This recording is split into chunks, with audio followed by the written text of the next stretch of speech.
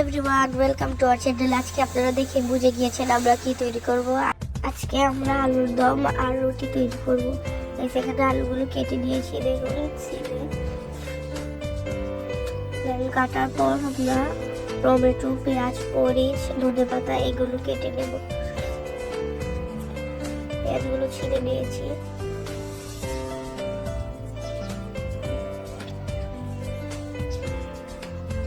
এখন এগুলো আলু, পেঁয়াজ, মরিচ গুলো এগুলো ধুয়ে নেব ভালো করে। আলুগুলো এক ধোয়া দেওয়ার পর তারপর আবার পেঁয়াজগুলো দিয়ে দিচ্ছি। পেঁয়াজ মরিচগুলো দেওয়ার পর আবার আলুগুলো আরেকবার ধুয়ে দেবো ভালো করে। এখন আমরা ধোয়ার পর পেঁয়াজ মরিচগুলো কেটে নেব।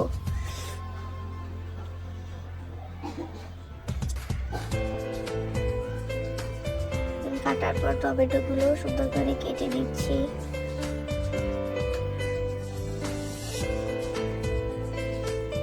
এখন কাঁচা মরিচ গুলো কেটে নেব।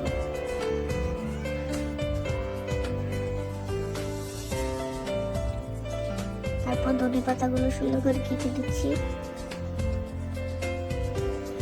কাটার পর সবগুলোকে রেডি করে আপনাদেরকে দেখাচ্ছি। দেখুন গাইস, আলুগুলো কাটার পর পেঁয়াজ মরিচ কেটেছি এগুলো।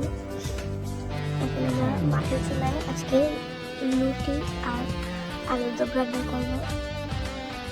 আলুগুলো সিদ্ধ বসিয়ে দিয়েছি, এখানে ময়দাগুলো রেখে দিচ্ছি। গোল গোল করে ছোট করে ভাজিয়ে দিলাম, এখানে বেলে দিচ্ছি।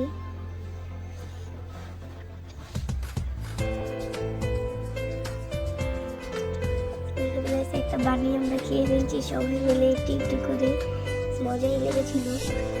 এখানে আলুর দমটা বসিয়ে দেব। কড়াইতে তেল দিয়ে দিয়েছি, তারপর পেঁয়াজগুলো দিয়ে দিলাম,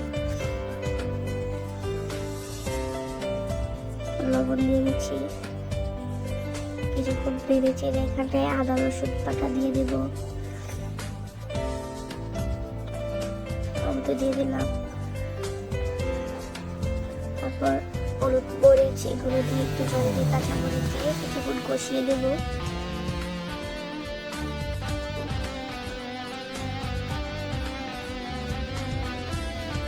পাশে রুটি বানানো হচ্ছে,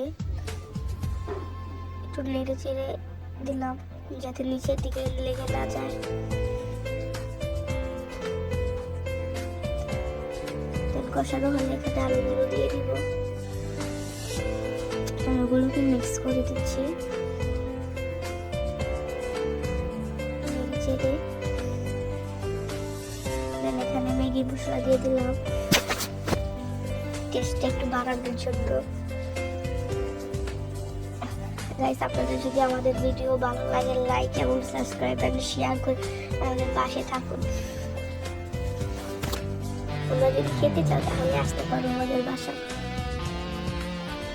এখানে ধনেপাতা দিয়ে ভালো করে মিশিয়ে দেব।